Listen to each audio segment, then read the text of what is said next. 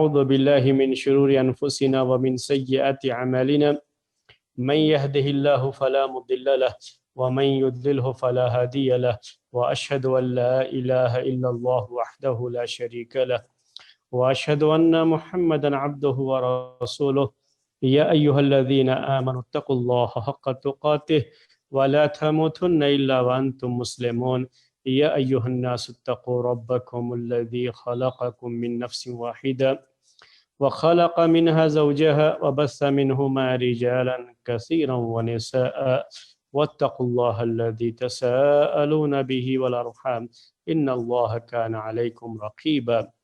يا أيها الذين آمنوا اتقوا الله وقولوا قولا سديدا يصلح لكم أعمالكم ويغفر لكم ذنوبكم ومن يطع الله ورسوله فقد فاز فوزا عظيما أما بعد فإن خير الحديث كتاب الله وخير الهدي هدي محمد صلى الله عليه وسلم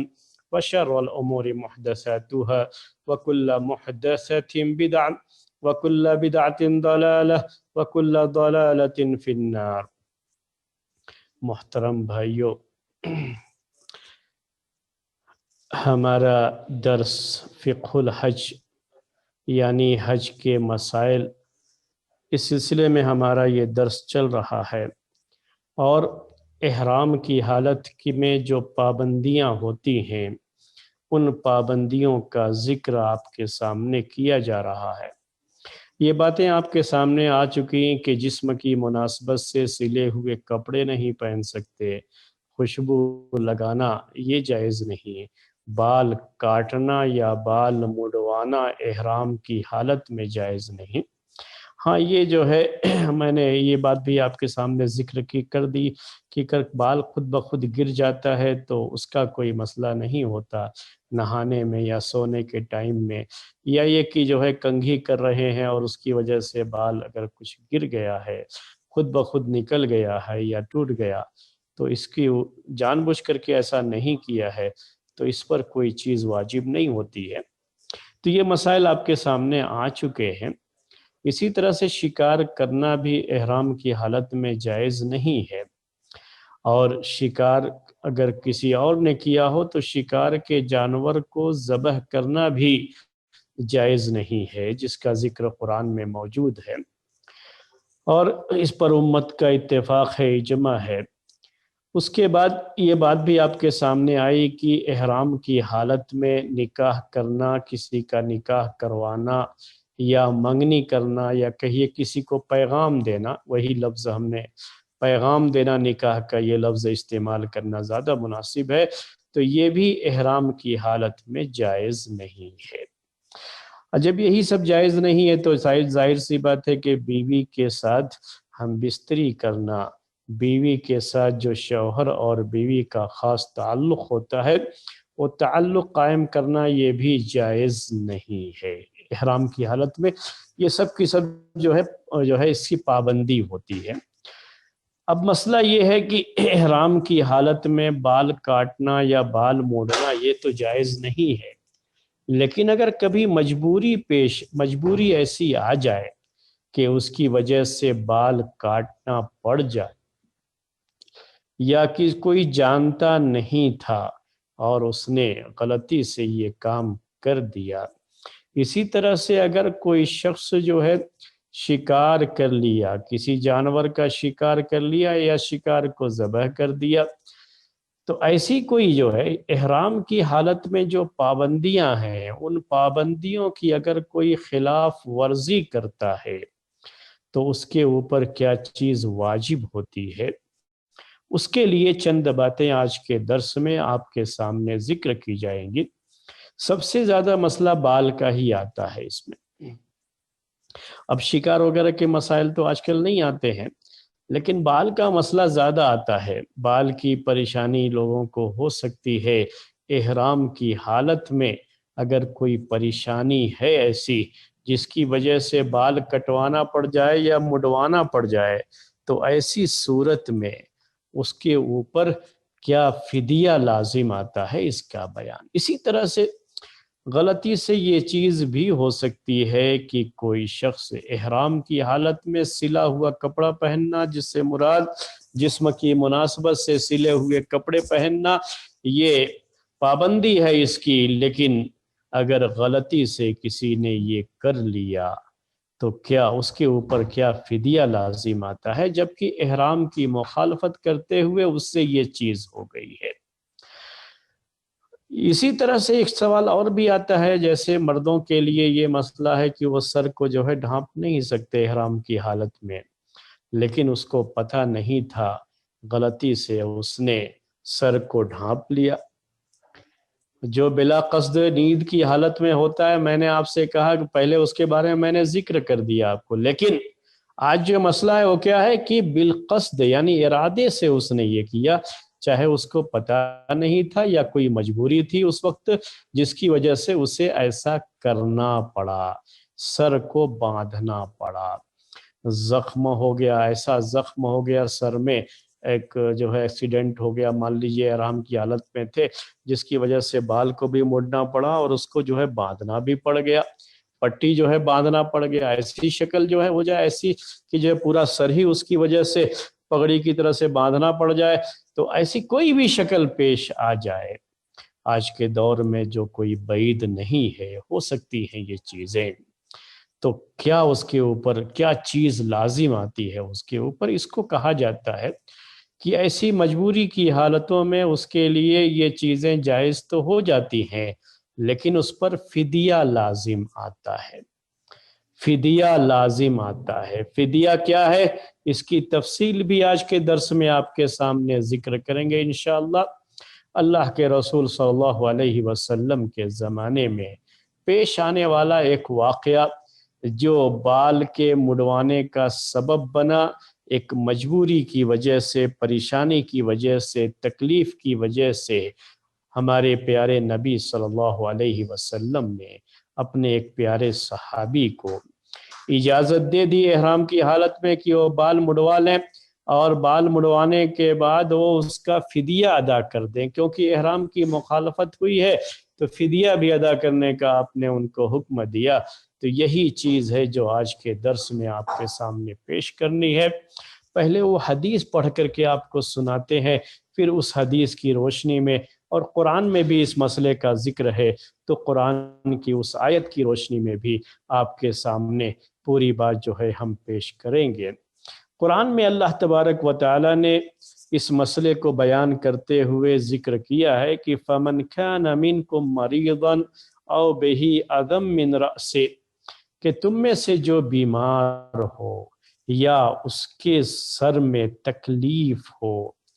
سر کی تکلیف سے مراد یہاں پر وہ تکلیف ہے جو جو پڑنے کی وجہ سے، سر میں جو پڑ جائے تو اس کی وجہ سے جو تکلیف ہوتی ہے، اس تکلیف کا یہ ہے، یہ سر درد کا معاملہ نہیں ہے، یہ ذہن میں رکھیں آپ۔ لیکن اگر تکلیف سر درد کی بھی شکل میں اگر ہے اور پریشانی حد سے بڑھ گئی ہے، اگر آج کے زمانے کے لحاظ سے ہم کہیں تو اسے حجامہ کی ضرورت محسوس ہو رہی ہے، تو بال کاٹنا پڑ سکتا ہے وہاں کا، یا بال وہاں کا موڑنا پڑ سکتا ہے، یہ ساری چیزیں اس میں آتی ہیں۔ اللہ تبارک و تعالیٰ نے کہا کہ فَمَنْ كَانَ مِنْكُمْ مَرِيضًا أَوْ بِهِ أَذًى مِّن رَأْسِهِ، کہ تم میں سے جو بیمار ہو یا اس کے سر میں تکلیف ہو۔ تکلیف یہ جو واقعہ پیش آیا تھا اللہ کے رسول صلی اللہ علیہ وسلم کے زمانے میں، وہ جو کا واقعہ ہے، ایک صحابی کو بہت زیادہ جو ہے سر میں تھی، اور اس کی وجہ سے ان کو بہت پریشانی ہو رہی تھی، اور اس کا آسان علاج یہی ہے کہ سر کا بال مڑوا دیا جائے، جس سے صفائی اچھی طرح سے ہو جائے گی، تو یہ ساری کی ساری جوئیں بھی جو بال کے ساتھ تھیں وہ سب کی سب باہر بھی ہو جائیں گی۔ تو اللہ کے رسول صلی اللہ علیہ وسلم کے زمانے میں یہ چیز پیش آئی، تو قرآن میں اللہ تعالیٰ نے کہا کہ فَفِدْيَةٌ مِّن صِيَامٍ أَوْ صَدَقَةٍ أَوْ نُسُكٍ، تو اس کے اوپر فدیہ لازم آئے گا۔ یہ فدیہ چاہے روزہ رکھ کر کے کرے، یہ 3 دن کا روزہ رکھنا ہوتا ہے، یا صدقہ کرے، یا قربانی دے، جانور قربان کرے۔ صدقہ کیا ہے؟ یہ جو ہے 6 مسکین کو کھانا کھلانا ہوتا ہے، اور یہ بات بھی جو ہے حدیث میں ذکر کی گئی ہے، وہ حدیث ہم پڑھیں گے تو یہ باتیں آپ کے سامنے آگے۔ پہلے میں نے قرآن کی آیت پڑھ دی جو سورہ بقرہ میں ہے۔ اللہ تبارک و تعالیٰ نے سورہ بقرہ میں حج کے احکام جو ذکر کیے اس ضمن میں یہ بات بھی ذکر کی ہے کہ اگر کسی کو کوئی پریشانی ہے، بیمار ہے، یا سر میں ایسی تکلیف ہے جس کے لیے اسے سر کا بال موڑنے کی ضرورت پیش آ رہی ہے، تو اس کو جائز تو ہے اس کے لیے کہ وہ یہ کر سکتا ہے احرام کی حالت میں، لیکن فدیہ دینا ہوگا اس کا، جس فدیے کے بارے میں اللہ تعالیٰ نے کہا کہ وہ روزہ یا صدقہ یا قربانی، جانور کی قربانی۔ اب یہ تین چیزیں ہیں، حدیث میں بھی ان تینوں چیزوں کا ذکر موجود ہے۔ تو حدیث اس آیت کی وضاحت کرتی ہے، کہیے کہ اس کی تفصیل اور اس کی شرح حدیث میں موجود ہے، اسی لیے ہم اس حدیث کو بھی آپ کے سامنے پیش کرنا چاہیں گے۔ وہ حدیث ہے کعب بن عجرہ رضی اللہ تعالی عنہ، اس حدیث کے راوی ہیں، صحیح بخاری اور صحیح مسلم کی یہ حدیث ہے۔ اس میں یہ ارشاد ہے، وہ کہتے ہیں کعب بن عجرہ رضی اللہ تعالی عنہ کہ حملت الی رسول اللہ صلی اللہ علیہ وسلم والقمل یتناثر علی وجہی، کہ مجھے حملت الی رسول اللہ صلی اللہ علیہ وسلم، لفظی معنی اگر میں اس کا کروں، الفاظ جو عربی زبان کے ہیں اس کے لحاظ سے معنی کریں گے تو کیا ہو گیا؟ حملت، مجھے اٹھا کر کے لے کر کے گئے، مجھے اٹھا کر کے لے جایا گیا اللہ کے رسول صلی اللہ علیہ وسلم کے پاس۔ ایسا لگتا ہے الفاظ سے کہ گویا یہ جانا نہیں چاہ رہے تھے، اپنی بڑی طبیعت سے نہیں گئے تھے، پریشانی جو ان کو تھی، اور ایسی پریشانی تھی کہ سر سے جوئیں گر رہی تھیں، اتنی زیادہ جوئیں ان کے سر میں ہو گئی تھیں۔ اب اس حالت میں اللہ کے رسول صلی اللہ علیہ وسلم کی خدمت میں جائیں، آپ کے پاس جائیں، تو یہ ذرا ان کو جو ہے اچھا نہ لگ رہا ہو، تو لوگ ان کو تھوڑا زور زبردستی کر کے اللہ کے رسول صلی اللہ علیہ وسلم کی خدمت میں حاضر کیے۔ اس کی وجہ سے وہ یہ تعبیر کر رہے ہیں کہ حملت الی رسول اللہ صلی اللہ علیہ وسلم، انہوں نے اس کو اس انداز سے پیش کیا ہے۔ ورنہ شرح لکھنے والوں نے یہ بھی لکھا ہے کہ لگتا ہے کہ زیادہ تکلیف ہونے کی وجہ سے یہ چل نہیں سکتے تھے، تو لوگ ان کو اٹھا کر کے لے کر کے گئے، لیکن وہ شرح اصل میں مجھے زیادہ اس شرح پر اطمینان اس لیے نہیں ہے کہ اس کا تعلق سر سے ہے اور چلنے کا تعلق پیر سے ہوتا ہے، تو اب یہ کتنی بھی تکلیف ہو سر میں تو چلنا ہے، تو چلنے میں تو چل کر کے جا ہی سکتا ہے آدمی، اس کے لیے اٹھا کر کے لے کر کے جانے کی کیا ضرورت پیش آئے گی؟ اور یہ اٹھا کر کے لے کر کے جانے کا کوئی ایسا مسئلہ بھی نہیں ہے، یوں کہہ لیجئے کہ شکل یہی رہی ہوگی، واللہ عالم، اللہ تعالیٰ بہتر جانتا ہے، لیکن اندازہ ہو رہا ہے، انداز بیان سے یہ بات سمجھ میں آ رہی ہے کہ لوگ گویا کہ ان کو تھوڑا سا جو ہے زور ڈال کر کے ان کے اوپر ان کو لے کر کے پکڑ کر کے لے کر کے اللہ کے رسول صلی اللہ علیہ وسلم کی خدمت میں آئے۔ اور اس وقت حالت کیا تھی ان کی؟ والقمل، کہتے یتناثر علی وجہی، کہ جوئیں میرے چہرے پر گر رہی تھیں، جوئیں میرے چہرے پر گر رہی تھیں، اس وقت یہ حالت ہو گئی تھی، یہ پریشانی تھی ان کو۔ اس زمانے کا آپ جانتے ہیں سفر جو ہے مکے کا کوئی 1 گھنٹے 2 گھنٹے کا سفر تو تھا نہیں کہ جو ہے اتنی جلدی اتنا سارا جو ہے مسئلہ ہو گیا کہ ابھی جو ہے مدینے میں تھے آرام سے، پہلے تو کچھ نہیں، اور اس وقت اتنا جو ہے ان کا مسئلہ پیدا ہو گیا، یا یہ کہ یہ جہاں سے بھی آئے صحابی ہیں جو ہے یہ آئے اللہ کے رسول صلی اللہ علیہ وسلم کی خدمت میں ان کو پیش کیا گیا، اور یہ احرام کی حالت میں ہے۔ تو اب یہ جو احرام کی حالت میں ہے، احرام سے پہلے اس کا مطلب کہ جوئیں تو رہی ہوں گی لیکن اتنی کثرت نہیں، تو راستے میں بھی جوئیں جو ہے اور پیدا ہو گئی ہوں، کیونکہ لمبا سفر یہ اور کئی کئی دن لگتے تھے نا یہ سفر میں، ایسا نہیں تھا کہ آج کی طرح سے 2 گھنٹے 3 گھنٹے میں پہنچ جائیں گے۔ تو وہ ذہن میں مت رکھیے گا، اس زمانے کا سفر ذہن میں رکھیے گا۔ تو اس طرح کے اگر سوالات آئیں تو ان سوالات کو اپنے ذہن سے نکال دیجیے گا۔ تو کہتے ہیں یہ راوی، حدیث بیان کرنے والے یہ صحابی، اور خود ان کے اوپر یہ چیزیں پیش آئی تھیں، اگر چھپانا جائز ہوتا تو شاید یہ چھپا دیتے، بیان نہ کرتے، لیکن یہ علم ہے، اس علم کو بیان کرنا ہوتا ہے۔ جو علم ہے کسی کے پاس، وہ علم دوسروں کو بیان کرنا ہوتا ہے، ورنہ اگر وہ مسئلہ جانتے ہیں اور مسئلہ ان کے تعلق سے ہے اور اس وجہ سے بیان نہ کریں کہ لوگ کیا سمجھیں گے میرے بارے میں کہ میرے سر میں اتنی جوئیں تھی۔ کیونکہ ایک مسئلہ کیا آتا ہے کہ جو کے بارے میں آپ جانتے ہیں، سر کے جو پڑھتے ہیں، آپ نے پڑھا ہوگا، سنا ہوگا کہ جو ہے وہ سر کی صفائی صحیح سے نہیں رہتی ہے، تبھی جا کر کے یہ جوئیں پڑتی ہیں سر کے اندر۔ تو وہ صفائی کا زیادہ خیال کیا جائے تو جوئیں نہیں پڑتی ہیں۔ اب یہ چیزیں جو ہے گویا کہ ایک طرح سے ان کی جو ہے تنقیص بھی اس کے اندر ہو جاتی ہے کہ گویا وہ بہت زیادہ جو ہے صفائی کا خیال نہیں رکھتے تھے، تو اور اتنی زیادہ جوئیں ان کے جو ہے سر میں پیدا ہو گئی تھیں۔ تو یہ ساری چیزیں ہیں۔ تو کوئی دوسرا ہو تو میں کہہ رہا تھا آپ سے کہ شاید اس کو بیان ہی نہ کرتا کہ جو ہے اپنے بارے میں جو ہے کیسے میں بیان کر دوں اس طرح کی بات کو جو پیش آئی ان کے ساتھ جو۔ اور کبھی اگر کوئی بیان کرتا بھی مسئلے کے طور پر تو شاید جو ہے ایک آدمی کہہ کر کے بھی بیان کر سکتا تھا کہ ایک جو ہے آدمی اللہ کے رسول صلی اللہ علیہ وسلم کی خدمت میں لائے گئے اس حال میں کہ ان کے سر سے جوئیں گر کر کے چہرے پر جو ہے گر رہی تھیں، یعنی اتنی کثرت سے جوئیں پڑ گئی تھیں، اتنی زیادہ پڑ گئی تھیں کہ اب وہ سر سے ابل رہی تھیں اور چہرے پر، جسم پر گرتی جا رہی تھی۔ اس سے آپ کو پریشانی کا اندازہ ہوگا۔ اس پریشانی کے اندازہ کرنے کے لیے انہوں نے یہ الفاظ استعمال کیے ہیں۔ اب معمولی جوئیں پڑی ہوئی ہیں تو جیسے پہلے برداشت کیے تھے احرام کی حالت میں بھی برداشت کر لیں گے، تھوڑا برداشت کر لیں گے، گزار لیں گے، کوئی مسئلہ نہیں۔ لیکن جب بہت زیادہ تکلیف ہو جائے گی تو ظاہر سی بات ہے کہ بہت زیادہ تکلیف یہ اگر انسان کو ہو رہی ہے، کسی چیز سے مشقت ہو رہی ہے،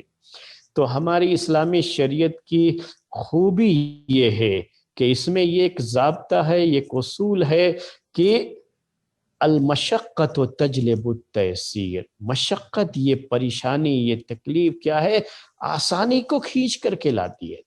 یعنی ایسی کوئی شکل ہو تو وہاں کوئی نہ کوئی آسانی پیدا کر دی جاتی ہے ان کے لیے، تاکہ ان کو عمل کرنے میں کوئی پریشانی نہ ہو۔ یہ شریعت کا عام اصول ہے، ایک ضابطہ ہے، وہی آسانی یہاں پر ان کے لیے پیدا کی گئی۔ تو یہ صحابی کیا کہتے ہیں، حدیث کی شرح پہلے آپ کے سامنے کر دوں، مسئلہ بھی آپ کے سامنے واضح کریں گے انشاءاللہ۔ تو کہہ رہے ہیں صحابی کہ جوئیں میرے چہرے پر گر رہی تھیں، یتناثر علی وجہی، نصرہ کہتے ہیں کسی چیز کے بکھر جانے کو۔ تو یہ جوئیں جو ہے ظاہر سی بات ہے کہ جب آ رہی ہیں چہرے پر تو ایسا کچھ نہیں ہے، یہ ان کے بھی جان ہے، یہ چلتی رہتی ہے۔ تو یہ بہت ہی پابندی کے ساتھ صف میں جو ہے ایک صف کے ساتھ گرتی جائیں گی، ایسا کچھ بھی نہیں ہے یہ۔ تو یہ پھیلتی جا رہی تھیں جو ہے جسم کے، یعنی سب سے پہلے اب سر کے پاس اتریں گی تو چہرہ پڑے گا، یہ سامنے ہے، پیچھے بھی، ادھر بھی، ادھر بھی جو ہے یہ اوپر سے نیچے آتی جا رہی ہیں، گرتی جا رہی ہیں۔ پریشانی ان کی بہت زیادہ تھی اس کی وجہ سے، اور تکلیف بہرحال بہت زیادہ ہو جاتی ہے۔ اگر یہ جوئیں بہت زیادہ ہو جائیں تو کھجلی بھی بہت زیادہ ہونے لگتی ہے پھر سر میں، ظاہر سی بات ہے۔ تو اب دیکھیں گے کہ جن کے سر میں جوئیں ہوتی ہیں، یہ عورتوں کو زیادہ مسئلہ ہوتا ہے، تو ان کا ہاتھ جو ہے سر پہ بہت جاتا رہتا ہے، کیونکہ وہاں ان کو کھجلی ہوتی رہتی ہے، پریشانی ہوتی رہتی ہے ان کو جو ہے، اور یہ جوئیں تکلیف پہنچاتی رہتی ہیں۔ یہ صحابی رسول صلی اللہ علیہ وسلم،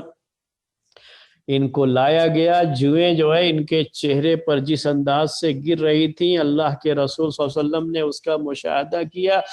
دیکھا اسے، تو دیکھتے ہی آپ نے کہا، فقال ما كنت ارى الوجع بلغ بك ما ارى، کہا کہ میرا گمان نہیں تھا کہ تم کو اس کی وجہ سے اتنی تکلیف ہو سکتی ہے جیسا کہ میں تم کو ابھی دیکھ رہا ہوں۔ اگر کوئی صرف آ کر کے بیان کرتا تو شاید وہ اندازہ نہیں ہو پاتا کہ جوئے ہیں اور اس سے اتنی تکلیف ہو رہی ہے ان کو۔ حقیقت یہی ہے، ہمارے سامنے بھی کوئی بیان کرے وہ مسئلہ پوچھنے کے لیے، بھائی جو کی وجہ سے آپ اتنا کیا پریشان، جیسے اتنا برداشت کیے اتنے دن تک جو ہے احرام کی حالت میں بھی برداشت کر لو، چند دنوں کی بات ہے، اس کے بعد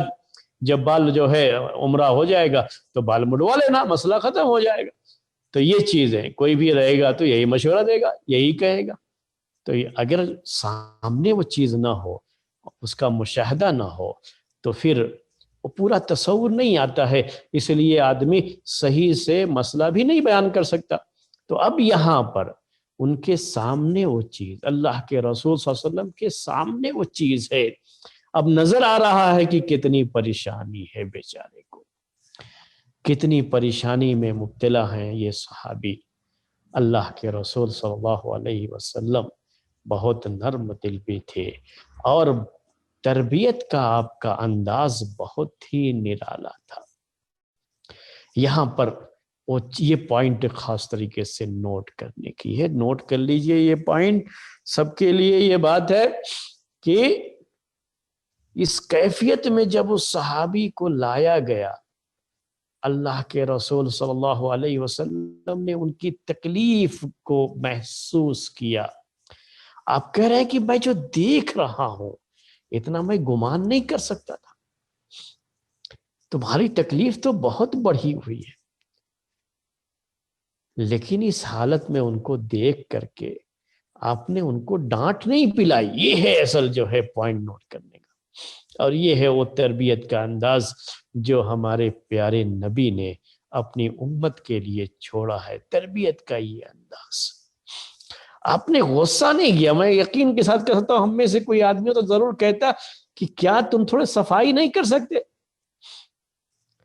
صفائی کا خیال نہیں کر سکتے، اتنی جوئیں پال کر کے رکھے ہو، تم لوگ جو ہے خیال نہیں کرتے کچھ بھی، اب ایسے ہی چلے آئے اور اس کی وجہ سے اب پریشانی میں ہوتے ہو تو میرے پاس چلے آتے ہو پوچھنے کے لیے۔ یہ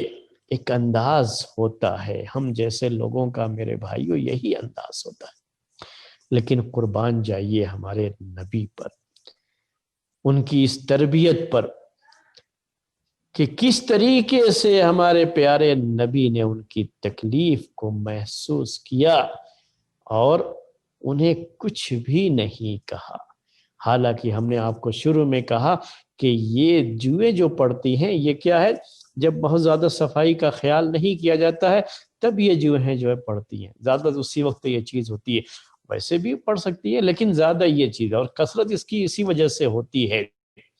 کہ جب پسینے وغیرہ، ایسے علاقے جہاں پسینے زیادہ ہوتے ہیں اور سر میں گندگی بھی ہو تو یہ سب مل کر کے وہاں جو ہے اس طرح کی جوئیں پیدا ہونے کا سبب بنتی ہیں یہ چیز۔ تو اللہ کے رسول صلی اللہ علیہ وسلم نے ایسی کوئی بات ان سے نہیں کہی، بلکہ آپ نے کیا کہا ان سے، کیا کہا،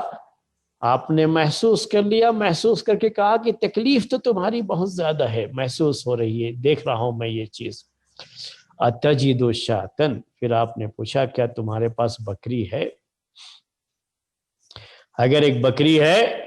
تو کیا فدیہ دینا ہے اصل میں اس کے لیے، تو اب اگر ایسا کر سکتے ہیں تو کیا کرنا ہے، اب اس کو بال کو مڑوا لینا ہے تاکہ یہ تکلیف ختم ہو جائے۔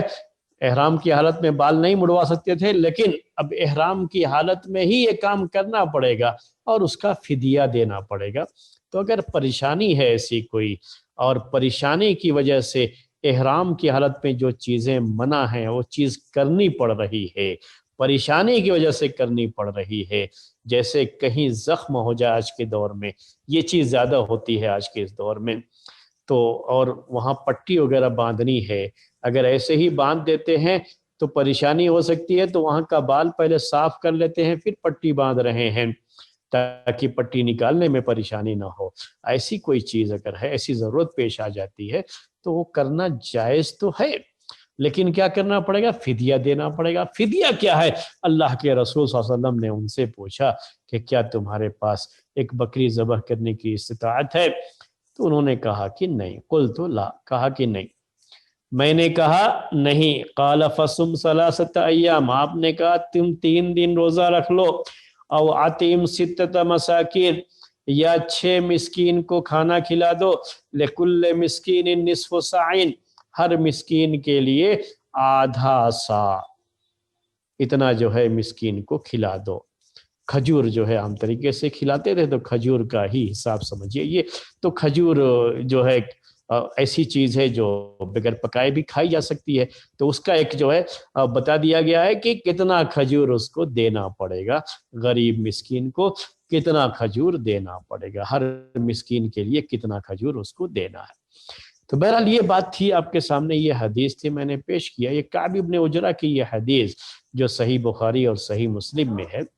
اس میں ایک چیز اور بھی ہے، ایک پریشانی اس میں یہ ہے کہ اس میں اللہ کے رسول صلی اللہ علیہ وسلم نے فدیے کے بارے میں جو بات کی ہے وہ یہ ہے کہ جو ہے کیا تمہارے پاس جو ہے بکری ذبح کرنے کی طاقت ہے؟ پہلے یہ سوال کرتے ہیں، پھر کہتے ہیں اگر یہ نہیں ہے، ان کے پاس یہ چیز نہیں تھی، تو یہ کہا کہ جو ہے تم جو ہے 3 دن روزہ رکھو یا 6 مسکین کو کھانا کھلا دو۔ یہ بات جو ہے کہی ان سے، یہ جو ترتیب ہے، یہ جو بات کہی گئی ہے، ایسا لگتا ہے کہ جیسے اس میں ترتیب ہے۔ ترتیب کیا ہے کہ پہلے فدیے میں پہلا جو ہے کام کیا کرنا ہوگا، اگر استطاعت ہے تو اس کو قربانی جو ہے پیش کرنی پڑے گی، ترتیب کے لحاظ سے یہ عمل اسے کرنا پڑے گا۔ اگر اس کی قربانی کی استطاعت نہیں ہے، قربانی سے مراد ایک بکری جو ہے ذبح کرنا، اگر یہ نہیں ہے، بکری ہی کوئی ضروری نہیں، ایک جانور جو ہے ذبح کرنا، اور چاہے وہ بھیڑ ہو، بکری ہو، جو بھی جو ہے اس جانور ہیں اس کو ذبح کرنے کی بات ہے۔ اگر جو ہے اس کی استطاعت نہیں ہے تو 3 دن روزہ رکھے یا 6 مسکین کو کھانا کھلائے۔ کعب بن عجرہ کی حدیث میں اس روایت میں یہ بیان ہے، جبکہ قرآن کی جو آیت ہے، قرآن میں جو انداز ہے بیان کرنے کا، اس انداز میں یہ بات سمجھ میں آتی ہے کہ اس کو حق ہے کہ وہ اختیار ہے۔ حق سے مراد کیا ہے کہ اس کو اختیار ہے، وہ چاہے تو 3 دن جو ہے روزہ رکھے، اور چاہے تو ایک بکری جو ہے ایک قربانی جو ہے پیش کرے، یا چاہے تو 6 مسکین کو کھانا کھلائے۔ یعنی ان 3 چیزوں میں سے اس کو چوائز ہے، جو چاہے وہ چوز کر لے، جو چاہے اختیار کر لے۔ تو یہ تینوں میں چوائز، یہ بات سمجھ میں آتی ہے۔ لیکن جو حدیث ابھی میں نے الفاظ جو ذکر کیے، اس میں یہ لگ رہا ہے کہ نہیں، اس کو قربانی کا معاملہ پہلے ہے کہ قربانی کرنا ہے۔ اگر قربانی نہیں کر سکتا ہے تب جو ہے یہ اس کے لیے گنجائش ہے کہ چاہے تو 3 دن روزہ رکھے یا چاہے تو 6 مسکین کو کھانا کھلا دے۔ تو یہ ایک روایت ہے، صحیح بخاری اور صحیح مسلم میں یہ روایت ہے۔ لیکن ایک روایت یہ بھی ہے ان الفاظ میں کہ حدیث انہی کعب بن عجرہ والی ہی حدیث، یہی واقعہ ہے، یہی واقعہ پیش ہے، ایک ہی واقعہ ہے یہ، تو حدیث ایک ہی ہے یہ، کہ اس میں بھی حدیث میں بھی وہ بھی صحیح حدیث ہی ہے کہ یہ ذکر ہے کہ ان تینوں چیزوں میں سے کسی کو بھی وہ اختیار کر سکتا ہے۔ یہ باقاعدہ جو ہے یہ بھی صحیح بخاری اور صحیح مسلم ہی کی روایت ہے۔ یعنی جیسا قرآن میں ذکر ہے ویسے ہی حدیث میں بھی ذکر ہے کہ اس کو ان 3 چیزوں میں سے کسی ایک میں اختیار ہے، کسی ایک کو جو ہے چوز کرنا اس کو یہ حق حاصل ہے۔ تینوں میں سے کوئی بھی جو ہے وہ جو ہے اختیار کر سکتا ہے، اس کے لیے یہ جائز ہے۔ تو چونکہ قرآن میں بھی یہی ہے اور حدیث میں بھی یہی ہے، تو جس حدیث میں وہ الفاظ آئے ہوئے ہیں، اسی لیے میں نے خاص وہی الفاظ آپ کے سامنے پیش کیے جس سے یہ لگتا ہے کہ قربانی کا جانور اگر ذبح نہ کر پائے، وہ گنجائش نہیں ہے، استطاعت نہیں ہے، تب جو ہے 3 دن روزہ رکھنے یا 6 مسکین کو کھانا کھلانے کا اسے اختیار دیا گیا ہے۔ جو یہ بات ہے تو وہ شاید روایت کرنے میں راوی سے اس میں وہم ہو گیا ہے، اور اس کو کہتے ہیں کہ یہ اس روایت کو شاذ کہا جاتا ہے محدثین کی اصطلاح میں۔ اور اس طرح کی روایتیں ذکر کر کے امام بخاری اور امام مسلم رحمۃ اللہ علیہ اور صحیح روایت کو بھی پیش کر کے جس میں جو ہے غلطی نہیں ہوئی بیان کرنے میں، وہ بھی پیش کر دیتے ہیں، یہ بھی پیش کر دیتے ہیں، اس کی جو ہے غلطی کو بتانے کے لیے پیش کر دیتے ہیں کہ کہیں کوئی شخص بعد میں ان روایتوں کو لا کر کے لوگوں کو پریشان نہ کرے کہ جو ہے دیکھو بالکل صحیح سند سے تو یہ بھی چیز آئی ہوئی ہے، تو یہ جو ہے اس طرح کی باتیں کہنا شروع کر دے۔ نہیں، امام بخاری اور امام مسلم رحمۃ اللہ علیہ کو وہ روایتیں بھی پتہ تھیں، اس لیے انہوں نے اس کا بھی ذکر کر دیا، اور جو صحیح روایت تھی اس کا بھی ذکر کر دیا۔ تو یہ چیز ہے صحیح بخاری اور صحیح مسلم کے تعلق سے ان کا جو میتھڈ ہے اس طرح کی روایتیں ذکر کرنے کا، وہ میتھڈ بھی میں نے آپ کے سامنے پیش کر دیا۔ اب یہ حدیث آپ کے سامنے آ گئی، مسئلہ آپ کے سامنے پیش ہو گیا۔ اب ہم آپ کے سامنے جو ائمہ فقہ، فقہائے کرام جو اس مسئلے کے قائل رہے ہیں، وہ باتیں ہم اب آپ کے سامنے جو ہے پیش کریں گے۔ تھوڑا بہت جو اختلاف ہوگا تو اس اختلاف کو جو ہے پیش کریں گے۔ سب سے پہلا مسئلہ کیا ہے اس سلسلے میں کہ اگر کسی کو پریشانی ہے اور پریشانی کی وجہ سے اس کو احرام کی حالت میں جو چیزیں منع ہیں اس میں سے کوئی چیز کرنا اس کے لیے مجبوری ہے، پریشانی ہے، کرنا پڑے گا، اس کو ضرورت پڑ رہی ہے کہ اسے کرنا پڑے گا، تو ایسی حالت میں اس کے لیے وہ چیز جائز ہے، ہاں اس کو فدیہ بھی دینا پڑے گا، وہ کر لے اور فدیہ بھی دینا پڑے گا اس کو۔ میں نے ابھی آپ سے کہا جیسے بال کا مڑوانا ہے، بال مڑوانے کی زیادہ ضرورت تو آج کل نہیں پڑتی ہے، لیکن اگر کوئی ایکسیڈنٹ ہو جائے، کوئی پریشانی ہو جائے، کوئی زخم وغیرہ آ جائے اور پٹی وغیرہ باندھنا پڑے، وہاں کا بال جو ہے اگر صاف کرنا پڑ جائے، ایسی کوئی بھی شکل ہو، تو کیا ہے جب بال صاف کریں گے تو اس کی وجہ سے اس کو فدیہ دینا پڑے گا۔ احرام کی حالت میں بال صاف کرنا یہ جائز نہیں ہوتا ہے۔ تو سر کے بال کا جو ہے بیان ہے یہاں پر، سر کا بال جو ہے یہ جائز نہیں ہے، اس کے لیے بال کا مڑوانا یا بال کا کٹوانا یہ جائز نہیں ہے۔ اور اگر اس کی مجبوری ہو جائے تو مجبوری کی وقت میں وہ جو ہے پریشانی ہے، کوئی تکلیف ہے، سر میں کہیں چوٹ لگ گئی، کوئی مسئلہ ہو گیا، بال کاٹنا پڑ رہا ہے یا جو ہے پچنا لگوانا پڑ گیا، اس کی بات بھی آپ کے سامنے آئے گی کہ حجامہ کہتے ہیں جسے آپ جو ہے پچنا لگوانا، سنگنی لگوانا، جو کپنگ جسے آج کل کہتے ہیں آپ، اگر اس کی ضرورت بھی پیش آ گئی، اتنا شدید درد ہو رہا ہے کہ اس حالت میں پچنا لگوانا علاج ہے، یہ اس زمانے کا ایک علاج تھا، تو یہ علاج ضروری ہو جائے اگر تو بال بھی اگر کاٹنا پڑے، اس کے لیے صاف کرنا پڑے، تو بال صاف کر کے بھی یہ علاج کرائے گا، کر سکتے ہیں، لیکن ساتھ میں فدیہ دینا پڑے گا۔ تو ہمارے پیارے نبی صلی اللہ علیہ وسلم سے یہ بھی ثابت ہے کہ آپ نے احرام کی حالت میں حجامہ، جسے آپ جو ہے اردو میں پچنا لگوانا کہتے ہیں، سنگنی لگوانا کہتے ہیں، یا کپنگ کہہ لیجیے آج کے زمانے کے لحاظ سے، وہ جائز ہے۔ ہمارے پیارے نبی صلی اللہ علیہ وسلم نے احرام کی حالت میں یہ چیز کی ہے۔ تو اب مسئلہ آپ کے سامنے کیا ہوا کہ جب ضرورت ایسی کوئی پیش آ جائے،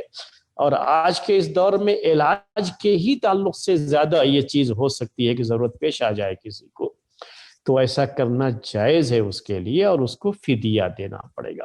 اور اس پر امت کا اجماع ہے، اس میں کوئی اختلاف نہیں ہے، امت کا اجماع ہے یہ جائز ہونا بھی، اور ساتھ میں اس کا فدیہ دینا، اس میں کوئی اختلاف نہیں ہے۔ البتہ فدیہ دینے کے تعلق سے جو 6 مسکین کو کھانا کھلانے کی بات کہی گئی ہے، تو حدیث میں یہ کہ ہر مسکین کو آدھا سا، تو یہ آدھے سا کا جو معاملہ ہے اس میں تھوڑا اختلاف پایا جاتا ہے۔ امام ابو حنیفہ رحمۃ اللہ علیہ کے یہاں اگر گیہوں نکال رہا ہے فدیے میں، تو گیہوں کا اس کو آدھا سا نکالنا ہے، گیہوں یہ ویٹ جسے آپ کہتے ہیں، اور گیہوں کے علاوہ دوسری چیزیں نکالنا ہے تو 1 سا نکالنا ہوگا، ان کے یہاں یہ چیز ہے۔ جبکہ حنابلہ کے یہاں یہ ہے، فقہ حنبلی کے لحاظ سے، کہ ان کے یہاں کوئی بھی چیز نکالنا ہو گیہوں کو چھوڑ کر کے، گیہوں کے علاوہ کوئی بھی چیز، تو آدھا سا نکالیں گے ایک مسکین کے لیے، جیسے کھجور ہے تو آدھا سا نکالیں گے۔ لیکن اگر گیہوں نکالنا ہے تو ان کے یہاں صرف 1 مد نکالیں گے، یعنی آدھے سا کا آدھا، کیونکہ 1 سا میں 4 مد ہوتا ہے، تو آدھے سا میں 2 مد ہوا۔ تو حنابلہ کے یہاں امام احمد بن حنبل کی جو مشہور رائے ہے اس میں یہی ہے کہ گیہوں کا 1 مد ہی کافی ہو جائے گا ایک مسکین کے لیے، اور اگر کھجور یا دوسری چیزیں نکالنی ہے تو آدھا سا یعنی 2 مد ایک مسکین کی طرف سے نکالنا پڑے گا۔ یہ مسئلہ ہو گیا ان کا۔ جبکہ امام شافعی رحمۃ اللہ علیہ اور امام مالک رحمۃ اللہ علیہ اور یہ امام احمد بن حنبل کی بھی ایک رائے ہے کہ چاہے فدیہ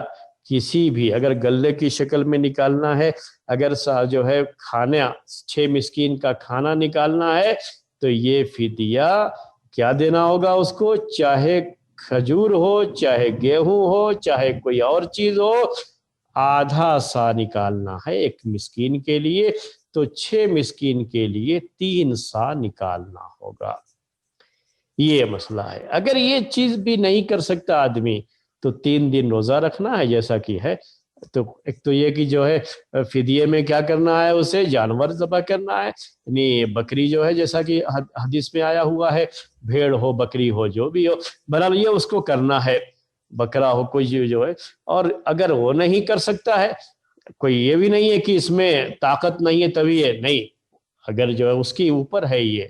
اس کو اختیار ہے اس کا، تو اگر وہ نہیں وہ کرنا چاہتا تو 3 دن روزہ رکھ لے۔ 3 دن روزہ بھی رکھنا نہیں چاہتا ہے تو 6 مسکین کے کھانے کی بات، اور میں نے 6 مسکین کے کھانے کے تعلق سے بات آپ کے سامنے پیش کر دی ہے کہ یہاں پر 6 مسکین کے کھانے کے بارے میں تھوڑا سا جو اختلاف ہے، اس اختلاف کی طرف ہم نے آپ کو اشارہ کر دیا، بتا دیا جو ہے۔ اور یہ بھی آپ کے سامنے بات واضح کر دی آج کے اس درس میں کہ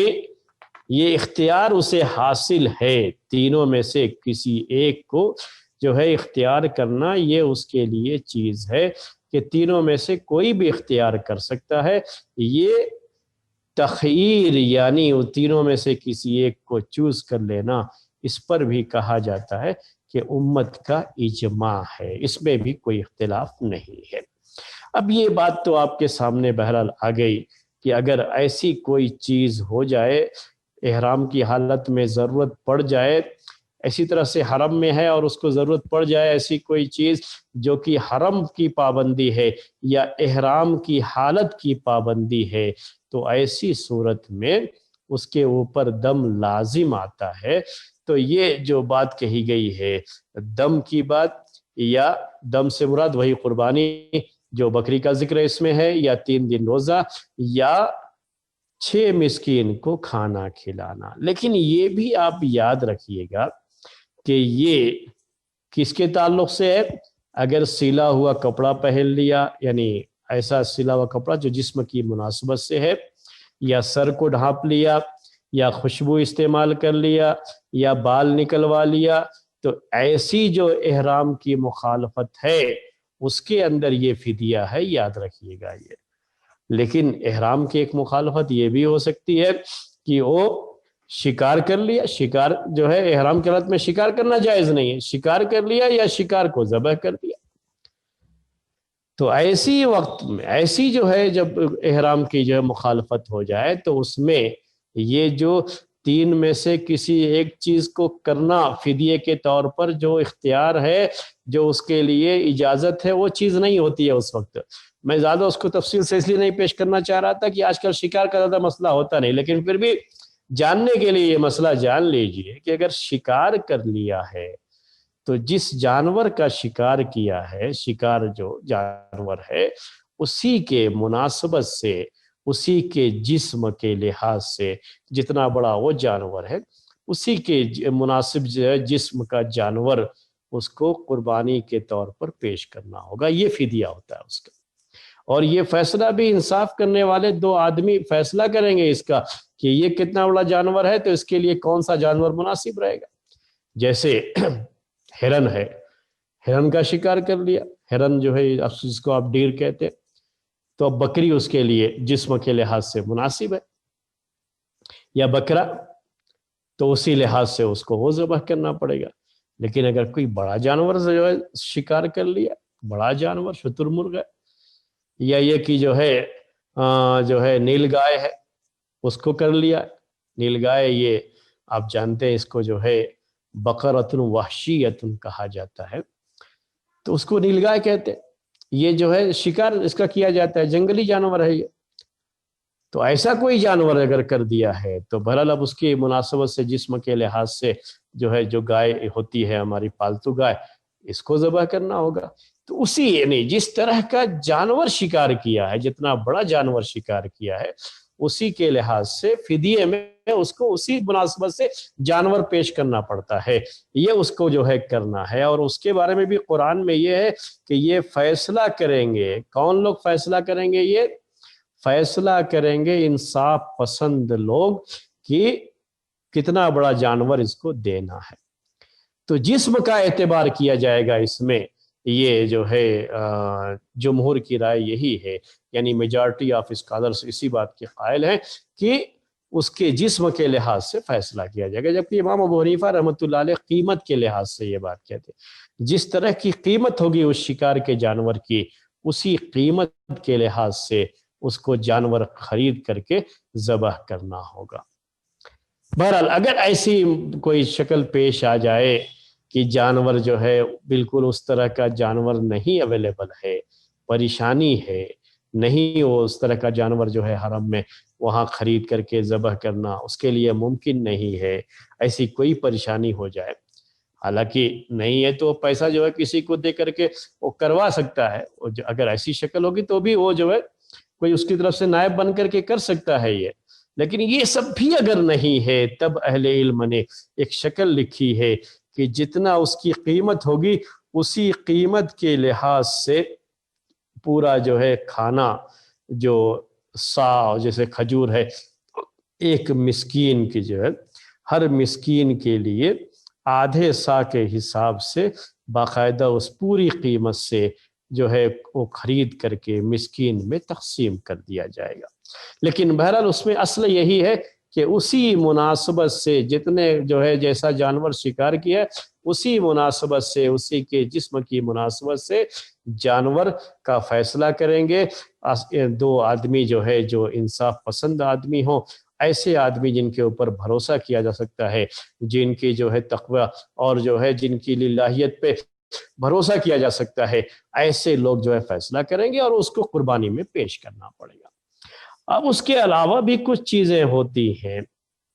وہ کیا ہے، وہ کیا مسئلہ ہوتا ہے، اس میں کیا پریشانی ہوتی ہے۔ جیسے اب کسی آدمی جو ہے حج تمتع کر رہا ہے یا حج قران کر رہا ہے، حج تمتع اور حج قران میں اس کو قربانی کرنی پڑتی ہے، قربانی کرنا ضروری ہوتا ہے۔ تو اب ایسا شخص جو اس کے اوپر قربانی ہے، اگر وہ قربانی نہیں کر سکتا تو پھر اس شکل میں یہ اختیار نہیں ہوتا ہے اس کو جو اس میں ہے، بلکہ اگر قربانی نہیں کر سکتا تو 10 دن اس کو روزہ رکھنا پڑے گا،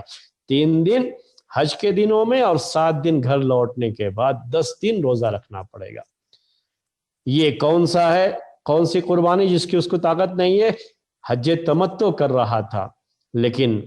ابھی جو ہے فی الحال اس کے لیے قربانی کی طاقت نہیں ہے، جبکہ قربانی اس میں ضروری ہے، حج قران میں بھی ضروری ہے، تو اس کو یہ کرنا پڑے گا۔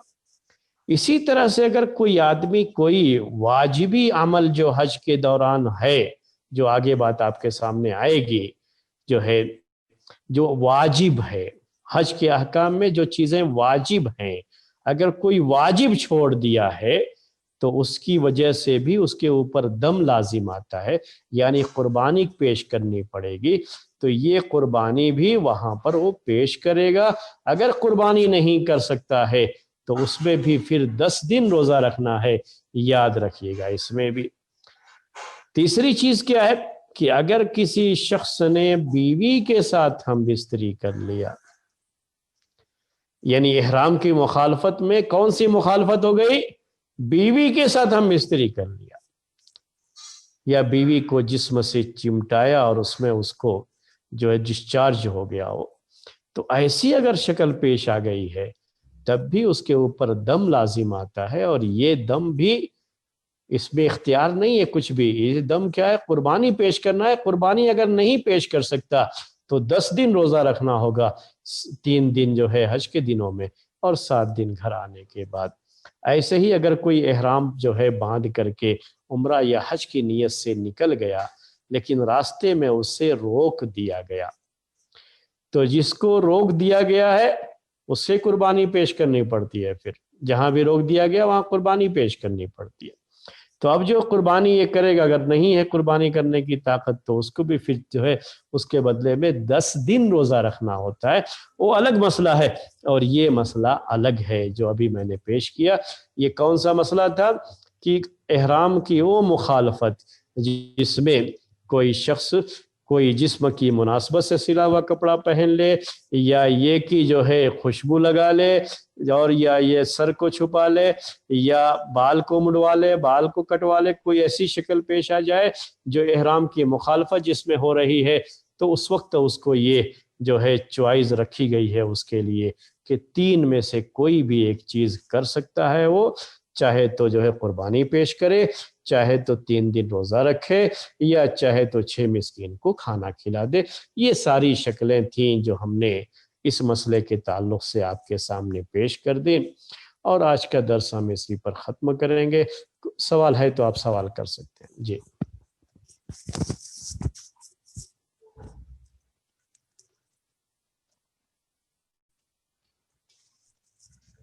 جی سوال ہے تو سوال کر سکتے ہیں۔ جی شیخ السلام علیکم۔ وعلیکم السلام۔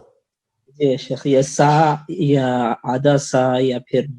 اس کی جو یہ ہے کہ یہ کس حساب سے، یہ کس چیز کی دلیل کے اوپر یہ بات کہی جاتی تھی شیخ؟ کون سا؟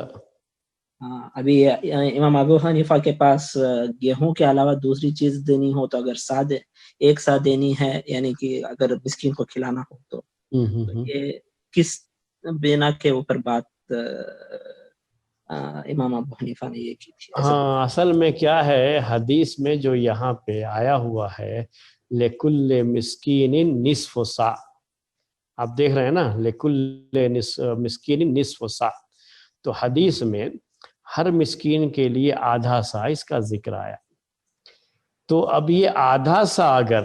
گیہوں کا ہے ہر جو ہے مسکین کے لیے، تو امام ابو حنیفہ رحمۃ اللہ علیہ کے اصل میں زکوٰۃ کے مسئلے میں، یہ زکوٰۃ فطر والا مسئلہ ہے، یہ اسی کو سامنے رکھ کر کے یہ ساری باتیں ہیں، جو تفصیل جو بھی ہے، چاہے فقہ حنبلی کا جو اختلاف ہے وہ بھی اسی کو سامنے رکھ کر کے ہے اصل میں۔ تو زکوٰۃ فطر میں یہ بات آپ لوگوں کے سامنے آ چکی ہے پہلے کہ امام ابو حنیفہ رحمۃ اللہ علیہ کے یہاں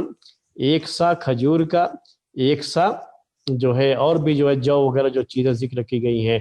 پنیر جو ہے 1 سا دیں گے، لیکن گیہوں کا ان کے یہاں آدھا سا ہے۔ تو ان کے یہاں گیہوں کا آدھا سا دوسری چیزوں کے 1 سا کے برابر ہوتا ہے۔ تو جو حدیث میں ہے وہ آدھے سا کا، وہ کیا سمجھتے ہیں اس کو کہ جو ہے یہ گیہوں کا آدھا سا ہو گیا، تو اب دوسری چیز سے آپ کو نکالنا ہے، تو آدھا سا گیہوں کا دوسری چیزوں کے لحاظ سے اس زمانے میں 1 سا بنتا تھا، تو دوسری چیزیں نکالنی ہے تو 1 سا نکالنا پڑے گا۔ تو یہ ہے اصل میں ان کے یہاں سوچ جو ہے۔ حنابلہ کے یہاں بھی سیم یہی چیز ہے۔ ان کے یہاں کیا ہے کہ ان کے یہاں گیہوں کا جو مشہور جو ہے حنبلی مذہب ہے، مشہور جو ہے ان کا قول ہے حنبلی مذہب میں، وہ یہی ہے زکوٰۃ فطر میں بھی، کہ ان کے یہاں اگر گیہوں کا نکالنا ہے تو آدھا سا،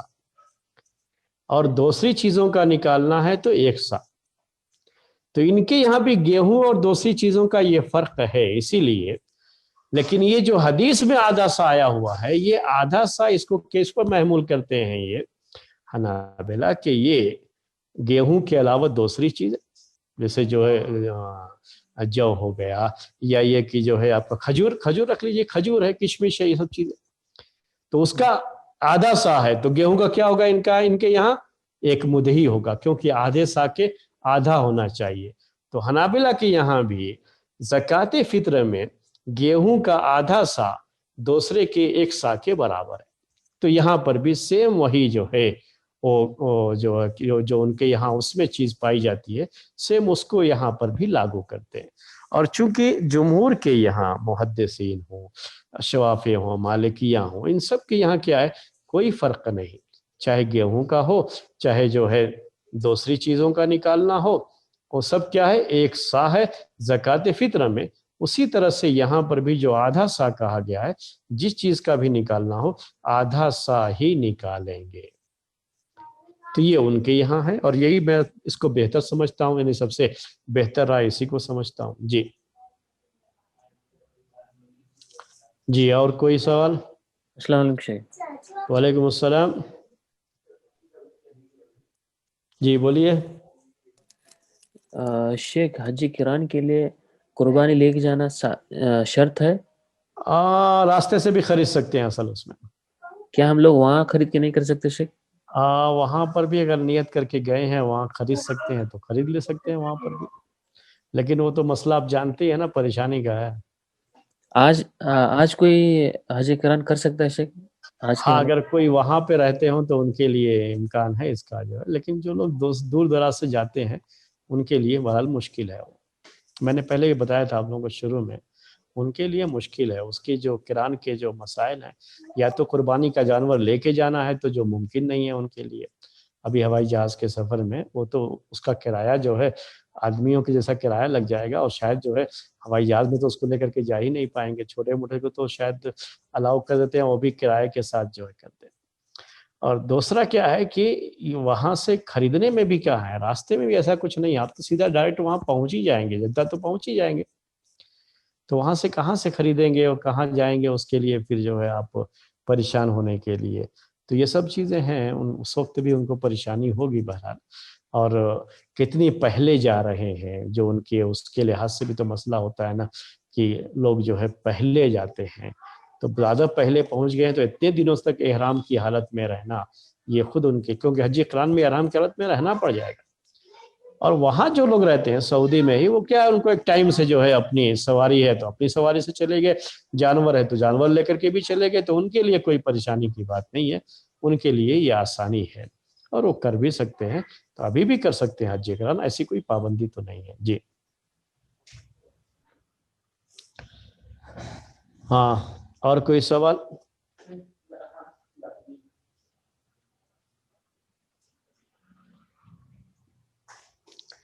کوئی سوال نہ ہو تو ٹائم ہو گیا ہے بہرحال جو ہے نماز کے لیے. اب ادھر جو ہے مسجدوں میں جلدی اذان ہو جاتی ہے تو نماز کے لیے نکلیں گے. اسی پر آج کا درس ختم کرتے ہیں. سبحانک اللہم و بحمدک، اشہد ان لا الہ الا انت، استغفرک و اتوب الیک.